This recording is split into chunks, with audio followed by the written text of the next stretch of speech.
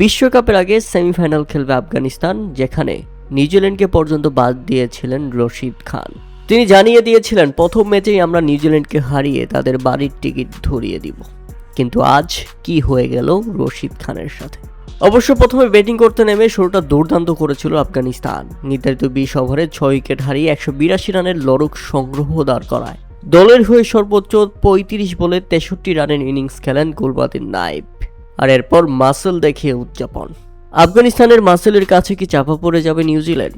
প্রশ্ন উঠেছিল যখন তারা 182 রানের বিশাল লক্ষ্য দাঁড় করায়, এবং সেই আলোচনা আরো কঠিন হয়ে উঠে যখন শুরুতেই ব্যাটিং ব্যর্থতায় পড়ে যায় নিউজিল্যান্ড।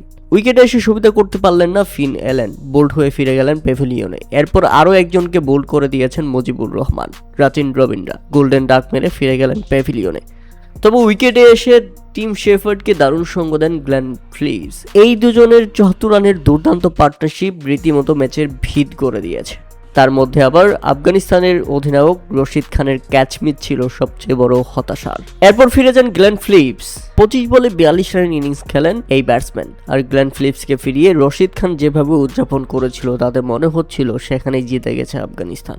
কিন্তু না, টিম শেফার্ড নিজের দুর্দান্ত 50 তুলে নিলেন এবং খেললেন 42 বলে 65 রানের চোখ ধাঁধানো এক ইনিংস। আর তাতেই জয়ের বন্দরে পৌঁছে যায় নিউজিল্যান্ড। শেষ দিকে দারুণভাবে ফিনিশ করেছে ড্যারি মিচেল এবং মিচেল সান্টনার। তাতে আফগানিস্তানের বিপক্ষে নিউজিল্যান্ডের 5 উইকেটের বড় জয়। আর এই জয়ের মাধ্যমে বিশ্বকাপের শুভ সূচনা করলো নিউজিল্যান্ড। আর প্রথম ম্যাচে হেরেই যে নিউজিল্যান্ডকে সেমিফাইনালে জায়গা দেয়নি আফগানিস্তান, সেই আফগানিস্তান এখন সুপার 4 তো দূরের কথা, সুপার 8-এ খেলতে পারবে কিনা সেটা নিয়ে এই সংশয়ে পড়ে গেছে। প্রিয় দর্শক, ম্যাচটি কেমন উপভোগ করলেন তা অবশ্যই আমাদের কমেন্ট করে জানাবেন।